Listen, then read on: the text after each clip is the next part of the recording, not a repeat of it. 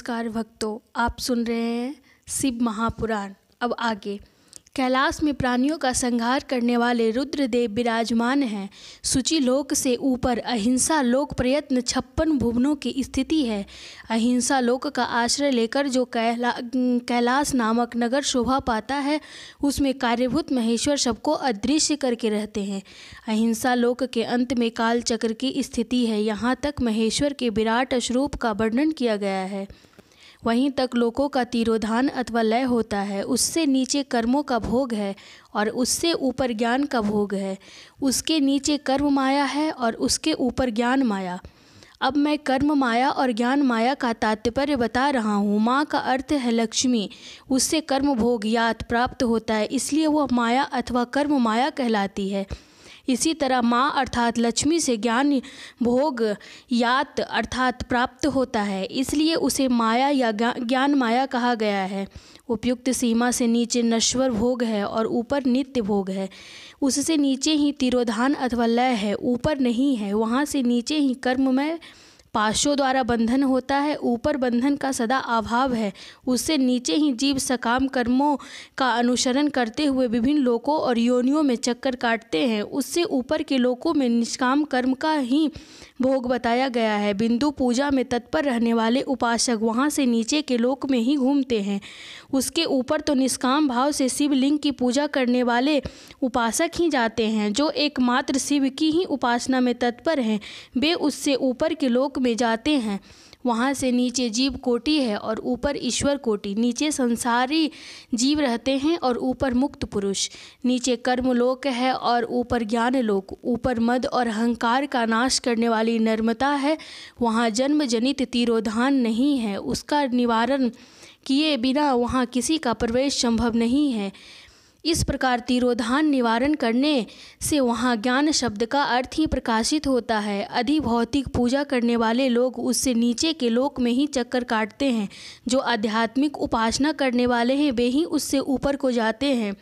जो सत्य अहिंसा आदि धर्मों से युक्त हो भगवान शिव के पूजन में तत्पर रहते हैं, वे काल चक्र को पार कर जाते हैं। काल चक्रेश्वर की सीमा तक जो विराट महेश्वर लोक बताया गया है, उससे ऊपर वृषभ के आकार में धर्म की स्थिति है। वह ब्रह्मचर्य का मूर्तिमान रूप है। उसके सत्य, शौच, अहिंसा और दया ये 4 पाद हैं। वह साक्षात शिवलोक के द्वार पर खड़ा है। क्षमा उसके सींग हैं, सम कान है। वह वेद ध्वनि निरूपी शब्द से विभूषित है। आस्तिकता उसके दोनों नेत्र हैं। विश्वास उसकी श्रेष्ठ बुद्धि एवं मन है। क्रिया आदि धर्म रूपी जो वृषभ है, वे कारण आदि में स्थित है, ऐसा जानना चाहिए। उस क्रिया रूप वृषभकार धर्म पर कालातीत शिव आरूढ़ होते हैं। ब्रह्मा, विष्णु और महेश्वर की जो अपनी अपनी आयु है, उसी को दीन कहते हैं। जहाँ धर्म रूपी वृषभ की स्थिति है, उससे ऊपर न दिन है न रात्रि। वहाँ जन्म मरण आदि भी नहीं है।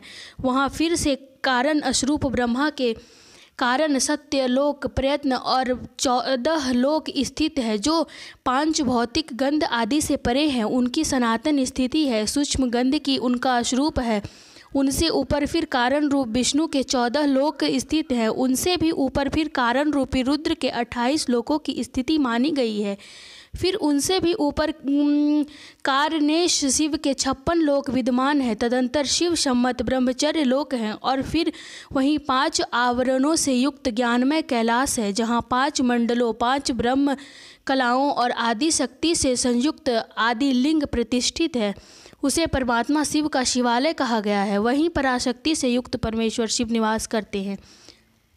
वे सृष्टि, पालन, संहार, तिरोभाव और अनुग्रह इन 5 कृत्यों में प्रवीण है। उनका श्री विग्रह सच्चिदानंद स्वरूप है। वे सदा ध्यान रूपी धर्म में ही स्थित रहते हैं और सदा सब पर अनुग्रह किया करते हैं। वे स्वात्माराम और स्वाधि रूपी आसन पर आसीन हो नित्य विराजमान होते हैं। कर्म एवं ध्यान आदि का अनुष्ठान करने से कर्मश साधन पथ में आगे बढ़ने पर उनका दर्शन साध्य होता है। नित्य नैमित्तिक आदि कर्मों द्वारा देवताओं का यजन करने से भगवान शिव के समाराधन कर्म में मन लगता है। क्रिया आदि जो शिव संबंधी कर्म है, उसके द्वारा शिव ज्ञान सिद्ध करे। जिन्होंने शिव तत्व का साक्षात्कार कर लिया है अथवा जिन पर शिव की कृपा दृष्टि पड़ चुकी है, वे सब मुक्त ही हैं, इसमें संशय नहीं है। आत्मस्वरूप से जो स्थिति है वही मुक्ति है। एकमात्र अपने आत्माओं में रमन या आनंद का अनुभव करना ही मुक्ति का स्वरूप है। जो पुरुष क्रिया, तत्व, जप, ज्ञान और ध्यान रूपी धर्म में भलीभांति स्थित है, वही शिव का साक्षात्कार करके स्वात्म राम तत्व रूप मोक्ष को भी प्राप्त कर लेता है। जैसे सूर्यदेव अपनी किरणों से अशुद्धि को दूर कर देते हैं, उसी प्रकार कृपा करने में कुशल भगवान शिव अपने भक्त के अज्ञान को मिटा देते हैं। अज्ञान की निवृत्ति हो जाने पर शिव ज्ञान स्वतः प्रकट हो जाता है। शिव ज्ञान से अपना विशुद्ध स्वरूप आत्मा राम तत्व प्राप्त होता है और आत्मा राम तत्व की सम्यक सिद्धि हो जाने पर मनुष्य कृत्य हो जाता है।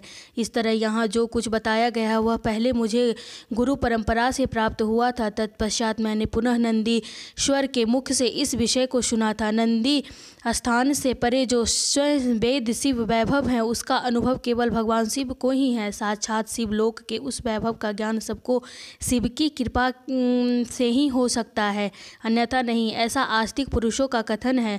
साधक को चाहिए कि वह 5 लाख जप करने के पश्चात भगवान शिव की प्रसन्नता के लिए महाभिषेक एवं नैवेद्य निवेदन करके शिव भक्त का पूजन करे। भक्ति की पूजा से भगवान शिव बहुत प्रसन्न होते हैं। शिव और उनके भक्त में कोई भेद नहीं है, वह साक्षात शिव स्वरूप ही है। शिव स्वरूप मंत्र को धारण करके वह शिव ही हो गया रहता है। शिव भक्त का शरीर शिव रूप ही है, अतः उसकी सेवा में तत्पर रहना चाहिए। जो शिव भक्त है वे लोक और वेद की सारी क्रियाओं को जानते हैं। जो कर्मशः जितना शिव मंत्र का जप कर लेता है, उसके शरीर को उतना शिव का सामीप्य प्राप्त हो जाता है, इसमें संशय नहीं है। शिव भक्त स्त्री का रूप देवी पार्वती का ही स्वरूप है। वह जितना मंत्र जपती है उसे उतना ही देवी का सानिध्य प्राप्त होता है।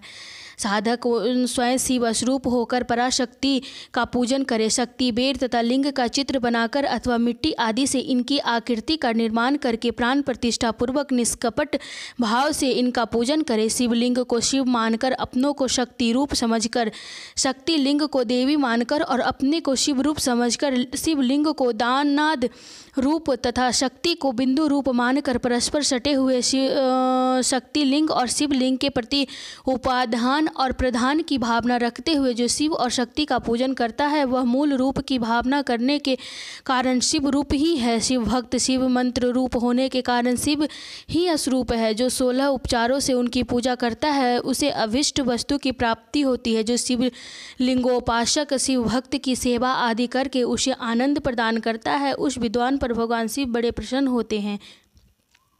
5, 10 या 100 सपनिक शिव भक्तों को बुलाकर भोजन आदि के द्वारा पत्नी सहित उनका सदैव समादर करे। धन में, देह में और मंत्र में शिव भावना रखते हुए उन्हें शिव और शक्ति का स्वरूप जानकर निष्कपट भाव से उनकी पूजा करे। ऐसा करने वाला पुरुष इस भूतल पर फिर जन्म नहीं लेता।